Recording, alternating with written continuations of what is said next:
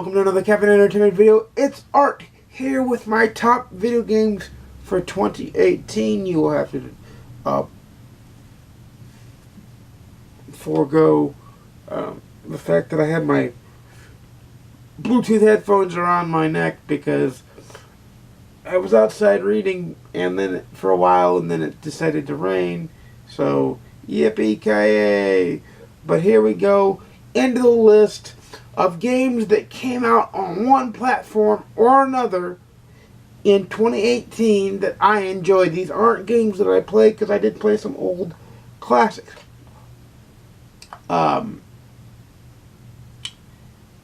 Ni no Kuni 2 Revenant Kingdom came out in February of this past year, I do believe.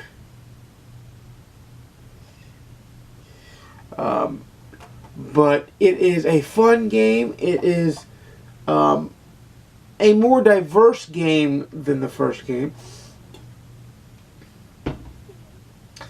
And it was fun. It didn't have the heartfelt story of the first game though. Like this game didn't pull on my heartstrings like the first game did.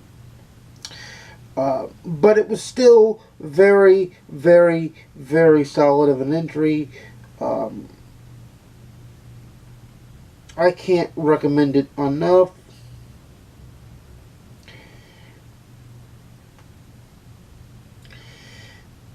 And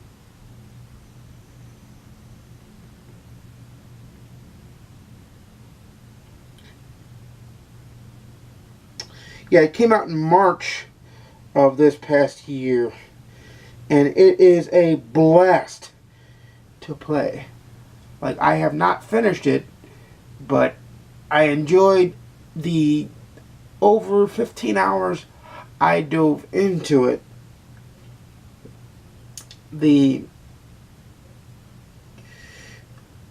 It's solid. The Studio Ghibli style art style is still there.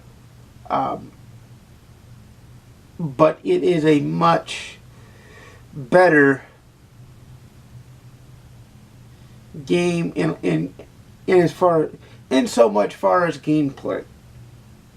Another game that came out on the Nintendo Switch this year, and that's actually where I played it, was Hollow Knight. Now I know this made its rounds and was released on other platforms before this, but I played Hollow Knight on my Nintendo Switch. It's still on my Nintendo Switch.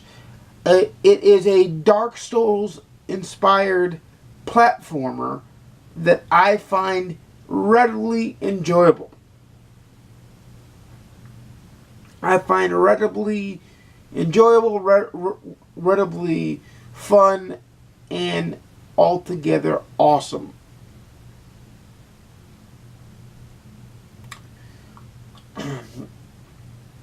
Now, it's in this case that I must say I have yet to play Dead Cells, so that cannot be on this list. So it will miss this list because I have yet to play it. I have yet to pick up a copy of it to play it. So that is why it's not on this list. Also, MLB The Show 18 is not on this list because it's the only game to be in my Hall of Fame. I expect it to be great, therefore it is great. MLB The Show 18 was no different. It was amazing, but I could make a video all by itself on how amazing and how intricate this baseball game is. So that's why it's the first series to ever be in my personal Hall of Fame, and that's why it doesn't get on the list every year, because it would be there every year. The next game that I have to talk about is Data Boy, or more colloquially known as God of War. This game actually was one of the few games this year that made me tear up. Yes, I said tear up. The story was amazing. The gameplay and the action were God of War-esque, and I was glad to see the over-sexualized nature was removed. I'm not saying that I don't want sex in my games. I want every narrative plot device, whether it be sex, whether it be violence, whether it be good story or action, to be in the game where it fits and where it's necessary. A lot of times, especially in God of War 2 and 3, I felt like the over-sexualized nature of Kratos was shoehorned in. So this game I beat to completion. I have not gone back and gotten the platinum or played the new game plus, but I've beaten it to completion. I enjoyed it to no end. It was, still is, one of my favorite games of 2018. Shall we move on? Let's go to another lesser known game, I feel, and that was on the Nintendo Switch, and that's Pokemon Quest. Pokemon Go will not be on this list because it's a remake of Red and Yellow, but Pokemon Quest is their Dragon Quest Builders Minecraft-inspired version, and it was free, and I still sunk about 30 to 40 hours into it on the road and just pick up and play. I still pick up and play it even now. So that's why it's on this list. The next game on this list I have on both the Nintendo Switch and the PS4, and that's Valkyria Chronicles 4. I'm currently working on beating the game on the PS4. I'm currently almost done with it on the Switch, and I will then reevaluate to see if I want to go after the Platinum. That answer so far is looking like yes. For those who don't know, this is a Final Fantasy Tactics Disgaea type inspired game made by Sega. Its art style is kind of hand-drawn comic book art style and told in storybook format. The only flaw I see in this series is that at times the narrative can be, and the game can lose its pacing and lose speed and go down to a snail's pace almost. In battle, the game is top notch. It makes your head hurt because you got to think so much to do it properly and to get your S ranks, or A ranks in this case. But the game is simply amazing. The next game I want to talk about is a game that I think got overlooked by a lot of people. And that is Shadow of the Tomb Raider. This is the third Crystal Dynamics Tomb Raider game, and it's single player. While some say it was run-of-the-mill, I found it very, very enjoyable and very, very on point. So I appreciated the game for what it was, where I don't think a lot of people did. And that, in and of itself, is a shame.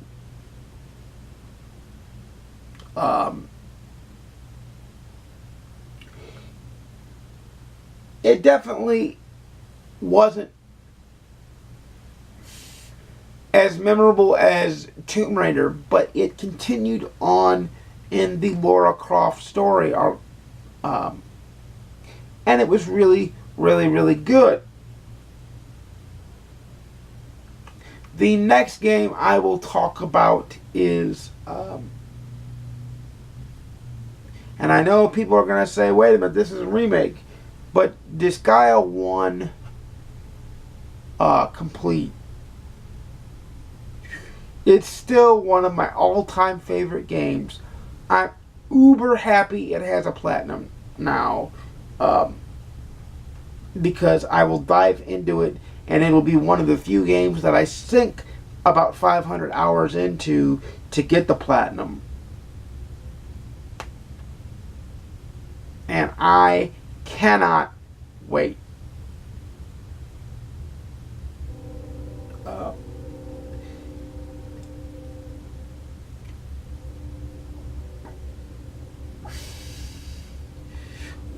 I'm going to look up one more game to see if it came out in 2018. That's why it's hard to do this list.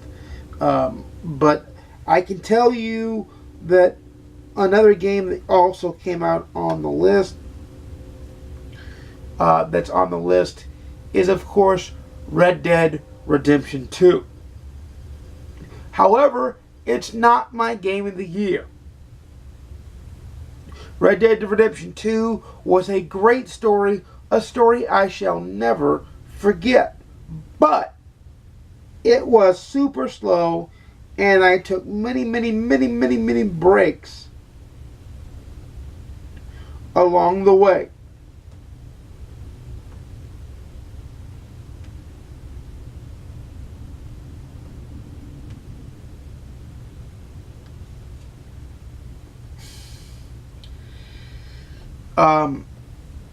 But the story of Arthur,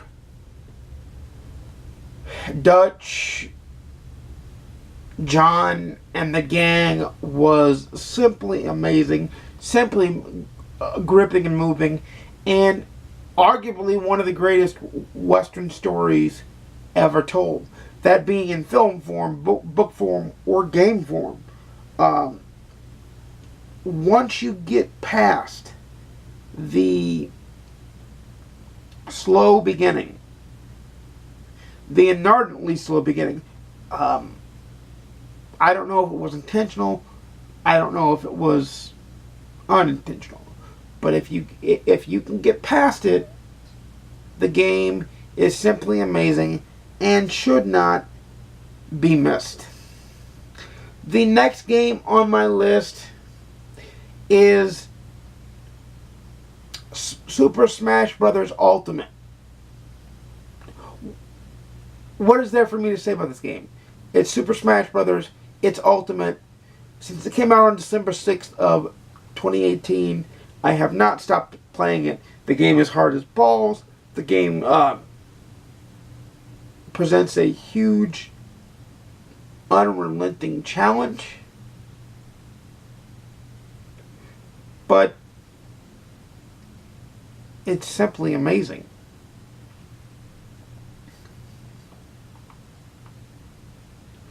And to round out my list, my game of the year by far, it's the only game that I'm dying to get back to finish the DLC of. What can this be, you say? Why, it's Spider-Man PS4, a game that I reviewed on this channel. It was everything I hoped it would be. It was everything it needed to be. Insomniac not only hit it out of the park, but they hit it so far out of the park that they have now set a new standard of superhero games that I expect to see. That I demand to see. The game is the only other game that made me tear up.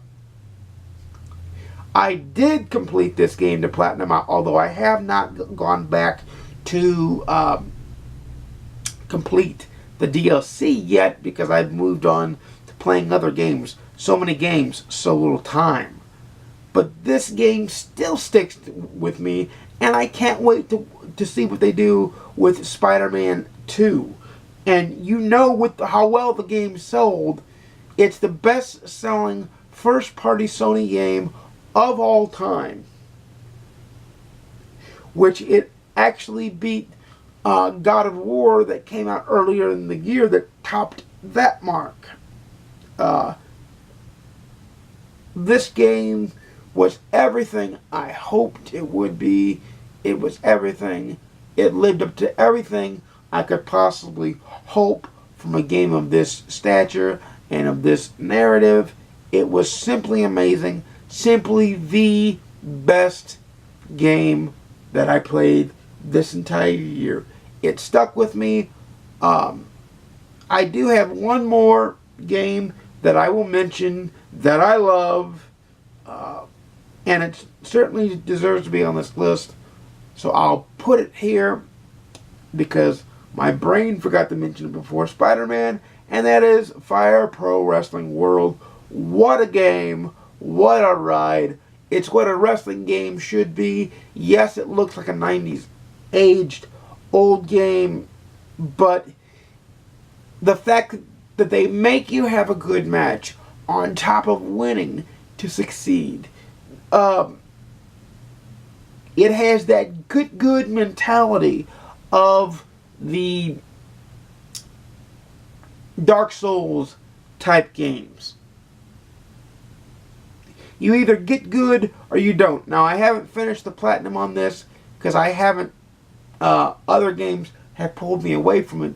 But as soon as I get a hankering for wrestling, I intend to continue working on the platinum and intend on getting good. However, I do feel as though there may be some ring rust on these here hands. But the game, while it's not WWE 2K19, it doesn't look as pretty. It doesn't have the polish. It looks more like an NES era game.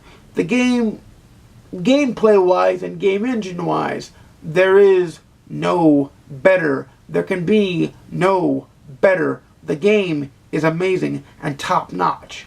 Period. So, that is my list for the best games of 2018. Please like, comment, and subscribe if you want to see more. You know I make videos every Monday, Wednesday, and Saturday at 12:30 p.m. Central, 10:30 a.m. Pacific, 1:30 p.m. Eastern. Please let me know what games you played this year, if any. All games count. No judgment here.